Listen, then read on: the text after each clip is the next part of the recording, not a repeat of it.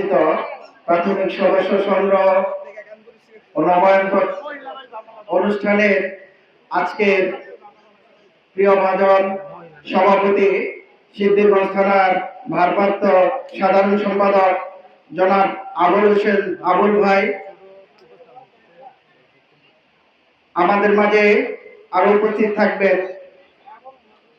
ফতুল্লাহ সিদ্ধিরগঞ্জ থানার অভিভাবক, আমাদের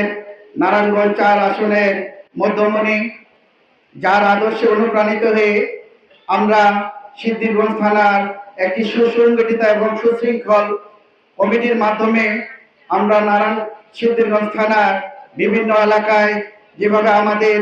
নেতার আদর্শে উজ্জীবিত হয়ে আমরা আমাদের অনুষ্ঠান করে যাচ্ছি, সেই অনুষ্ঠানের মধ্যমণি অল্প কিছুক্ষণের মধ্যে আমাদের মাঝে উপস্থিত হবেন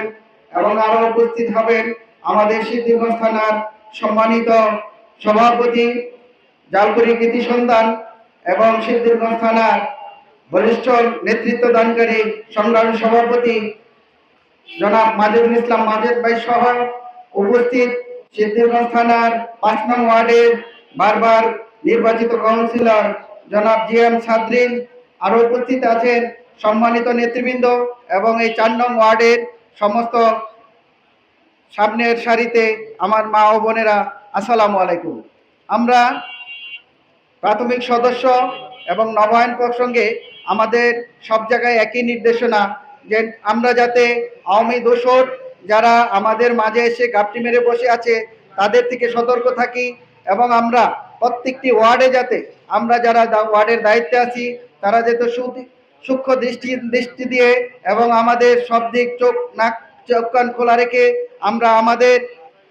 নবায়ন এবং সদস্য কার্যক্রম ত্বরান্বিত করে